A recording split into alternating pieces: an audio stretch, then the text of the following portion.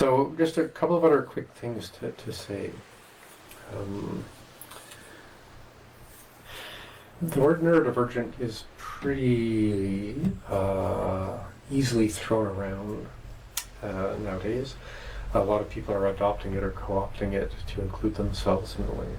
So I'm going to just be, as a clinician, I've been a practitioner of this for 30 years, so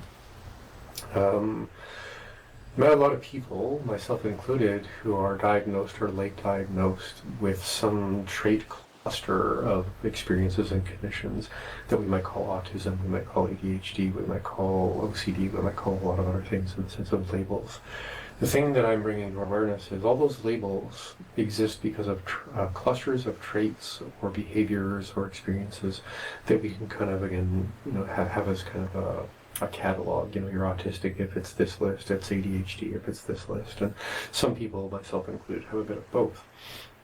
And when we're living our lives with a slightly different scope of experience, what meditation is, what inner cultivation might mean, what the processes involved might be understood to be, are very determined by how neurotypical or how neurodivergent you are.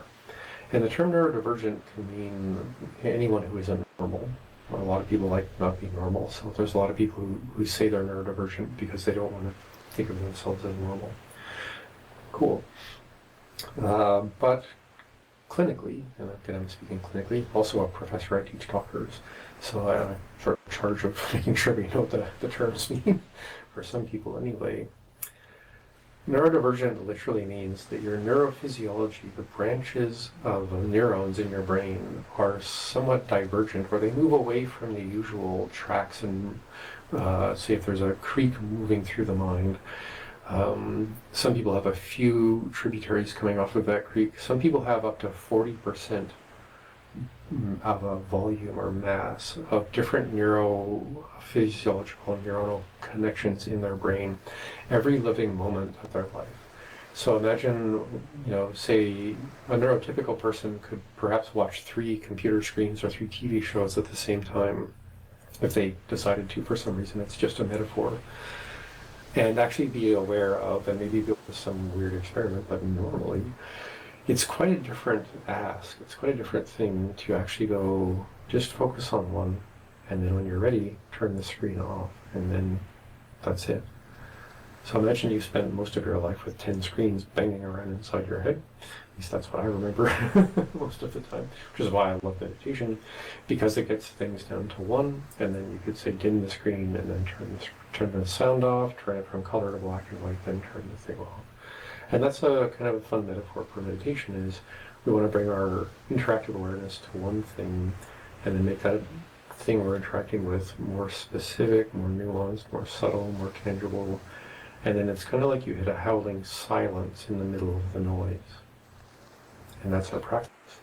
So for those of us who are neurodivergent in the medical sense of functional brain mechanics, I really love, adore, and I'm always excited to share Nei Gong, because it's the most effective approach to meditation for people who are neurodivergent in the medical sense. Because we want to start moving around, we want to start finding places that are tangible and familiar, and then maybe see what stillness is like, and then sit down and then really make sure that we're comfortable, and we can turn the screens off. They're always running in the mind, by replacing them with connections in the body. And then again, going from many screens to less screens to one screen, one interaction, simplify, subtle, again, Nei Gong, inwards, unseen interactions. And then we come back to that howling silence.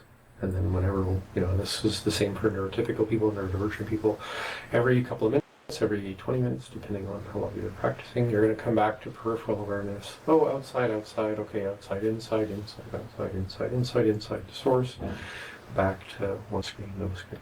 So just a kind of modern metaphor for that.